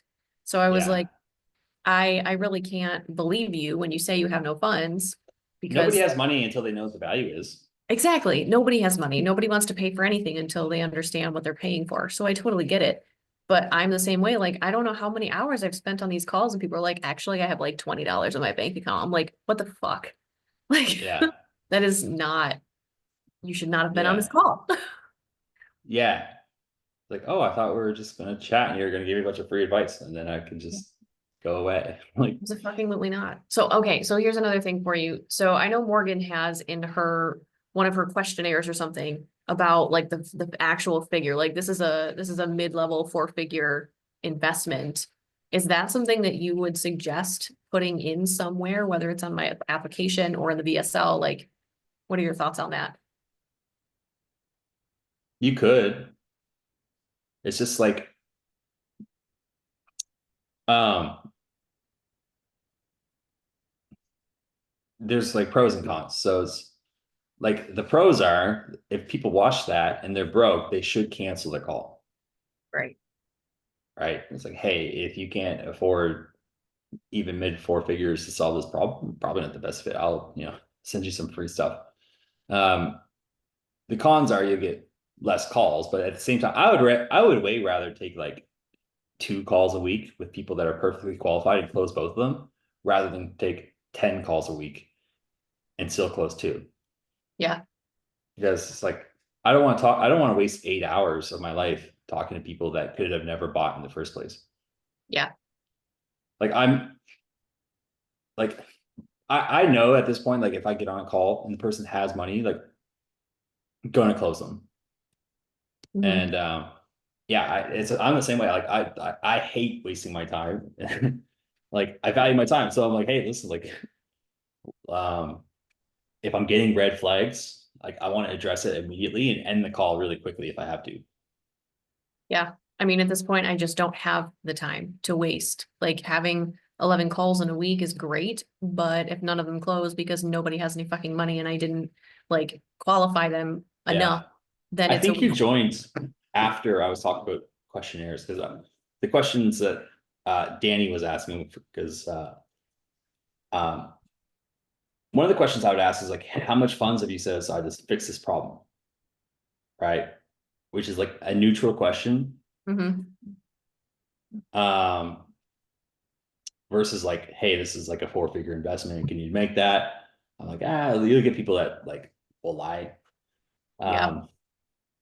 Other questions like, hey, if you found a way to solve this problem, how soon would you like to get started? Are you willing to financially commit to fixing this? You could say that. You could say like, Mhm. how committed are you to fixing this? And how coachable are you? You could Yeah. say, how much funds have you set aside to solve this problem? Okay. And Yeah, if I think- if like people push back on that, they're like, well, it depends how much it costs. Like, no, that's not what I'm asking, right? Like, because if you have $12 in your bank, I'll just like point you to some YouTube videos. If you have like $50, I'll tell you a book that you should read. But if you have money to like actually go deep and solve this, then we can create like a more custom plan for you. And Yeah. it just That depends. I right? do. I get a lot of that on my calls. They're like, I'll get to like the very end of something or like, yeah, this sounds so good, but how much does it cost? And I'm like, well, it's not cheap. This is not just like a one and done kind of thing either. It's like, this is deep work. And so I think asking that question, I mean, when would you ask that? Would you ask it after like the explanation or right before you, Which question? how much have you set aside for this? I mean, you could ask that in discovery. Like really early on in the discovery? Cause like the discovery, I'm thinking discovery as in like the sales call itself. Yeah, I usually ask that if I'm getting like red flags, right? If they mention that they have like a shitty job that I would consider a shitty job, I'm asking that. If they're talking about price and stuff, I'm usually going to say like, hey, I'm curious when you ask about the price, is it more so to see if the value is there, or is it more so to see if you can afford it? Oh, it's to see if I can afford it. Well, how much have you set aside to even fix this problem? I got like Okay. $600. Oh, okay, that's not going to be good enough. Do you have any access to other funds, or is that all you have? That's all I have. Okay, cool. Well, my program is premium because I charge what I do because one, I get results that therapists and stuff don't get, but two, I don't want to work with 50 million clients because that way I can't give them as much individual attention as they need. Okay. Typically, what I do is like at the beginning of the call, I'm like, hey, before we dive in, man, tell me tell me about yourself. Like, what do you do? Where you live? Oh yeah, I'm like I work in finance. I'm here in like I live in Brooklyn. That was the guy last night. I'm like, oh, that's awesome, man. Love to hear that. Okay. Cool. Do you got like an hour to talk? Yeah, I do. Okay, awesome. Well, this call, and I just go into it. Okay. Yeah, I think I should start asking more about like their job in the beginning, because I do ask where they're from, and I can always link with them in some way, shape, or form, but asking about their job, I think is a good idea there. I know that one of the Yeah. women I had yesterday is a CPA. So I was Yeah. like, hey girlfriend, like, Well, she should be able to pay. was that? She should be able to pay. She really should be able to pay. But we looked at the finances yesterday and she's like, it's still like $400 a month if I put it on like 12 months out. And I'm like, is that too much? And she's like, yeah. I was like, okay, so I don't know what the hell you're doing with your money, but Like, where's your yeah. money going? Like, Yeah, where's your money going, honey? Like, do we need to budget first? Like, what's going on? So yeah, yeah. a broke CPA. Interesting. Yeah, for somebody who's really on top of her finances, from what she said, I was a little confused. And so that to me, I was like, I think I gave her a lot of hard questions that made Yeah. her a little insecure about her own ability to do what needed to be done. Which Hard sucked. questions. What kind of hard questions? Hard questions like, where do you find your happiness and where do you find your value? Which I probably should not have gone that far into it, but that's part of her How problem. does that link to your solution? So a lot of her issue is the fact that whenever she gets into a relationship, this is her selfishness. So whenever she gets into a relationship, she is trying to find her happiness through this person. She is waiting for this person to tell her that she has value. And she ends up pushing them away because she doesn't see her own value. So that's Okay. something that I got into on the call and I probably should not have gotten into on the call. So It's an interesting question. yeah, and it happens a lot actually. Like we outsource our value to other people. So, when you do, it's a lot of pressure to put on that person. And if you have a selfish mindset, then you're not going to understand the pressure that you're putting on that person, and they're not going to understand it either. And so all of a sudden things just feels very tense and they don't know why, and you don't know why. So you end up just pushing each other apart. So we talked about that specifically. And my follow-up with her today was, I asked her, I was like, hey, how did your conversation with yourself go about like where you find your value? And she also has, It's not that it's a bad question. I like asking insightful questions, but it can also be a confusing question. Like yeah, it's like a deep question. Like they're gonna have to sit there and be like, "Fuck, I don't know." Like I never really thought of that. Like I ask, I don't have a script for these calls, but again, since I really know Elsa's philosophy and stuff, like I remember asking this guy. I posted the call in the sales recording channel, okay, but at one point I asked him because he's like, "Yeah, I used to approach women, but I don't anymore." And I know like one of Elsa's like philosophies is like ADHD, which is like assumptive, direct, honest, and dominant. It's like the underlying like qualities of like masculine communication. yeah, nice.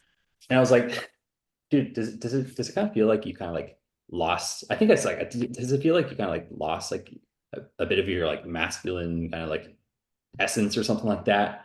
And it's like, fuck, I guess so. Mm, I don't know where that question came from. I was just like, it just made sense. I was like, let me ask that. But I could tie that right back into the pitch because I was like, oh, well, this is a thing that we can solve. Like this is a big problem, right? yeah, Because guys are direct. Guys should be going after what they want. But if you're like hesitating and you're like, oh, should I do it? It's like we're missing a masculine core that we need to fix. yeah. And that's what I did. That's why I asked that question, because we were in the pitch and we were before the pitch or something like this. I don't think I got the chance to record it, which is fucking stupid, but I tied it back into the pitch because I was like, girl, like now you don't know where your value lies. And so this is going to be a difficult decision for you, but I can tell you that when you figure this out, like we will figure it out together, but you have to figure out what you value and whether you value yourself enough to invest in yourself like this. So I did Yeah, try because to, if they don't value themselves, why would they invest in themselves? yeah, and that's part of her issue. Like she doesn't value herself to the degree that she needs to. So it was kind of Yeah. like trying to coach So her. that is like, yeah, a coaching opportunity on a call. Yeah. Like I don't necessarily agree with like coaching people on like what to do, but it's like more so how to think. Yeah. There's a certain way of thinking that's in alignment, not only with them buying, but also them getting results with you.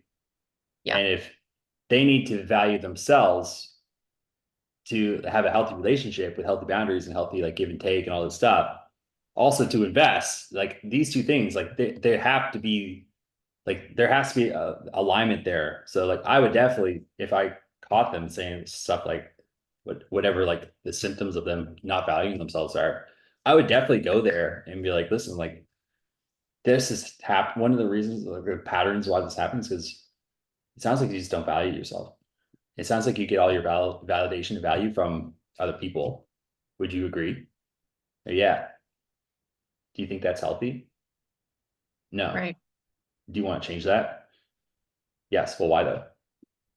I mean, I don't know. I guess I probably should, you know, probably. Yeah, I definitely should. Yeah. Okay, cool.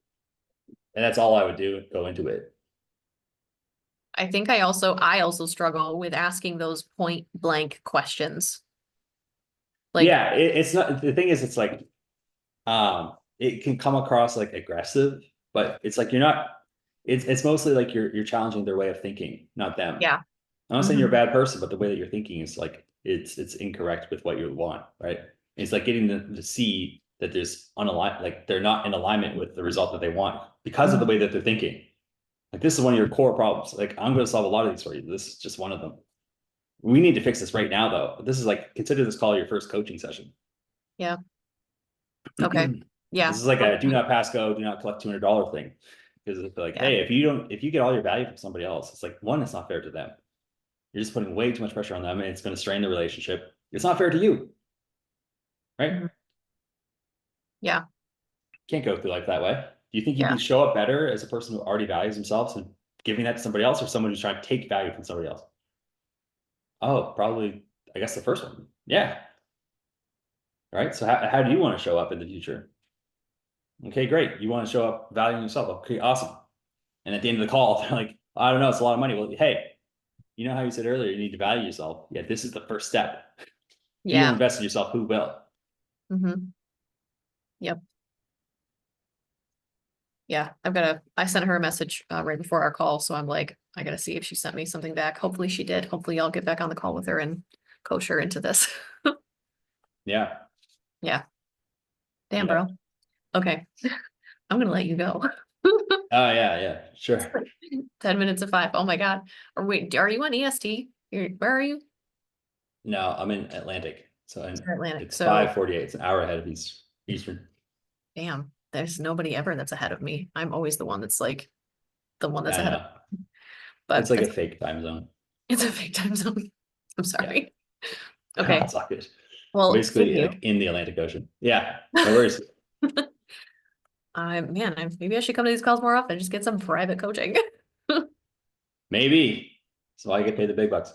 For real. Okay, thank you. I very much appreciate this, and I look forward to having it dropped in the sales situation, because damn. Yes, 100%. Thanks, guys. Cool. All right, go close some sales. Thank you. Appreciate you. Yeah, you got it. See ya. Bye.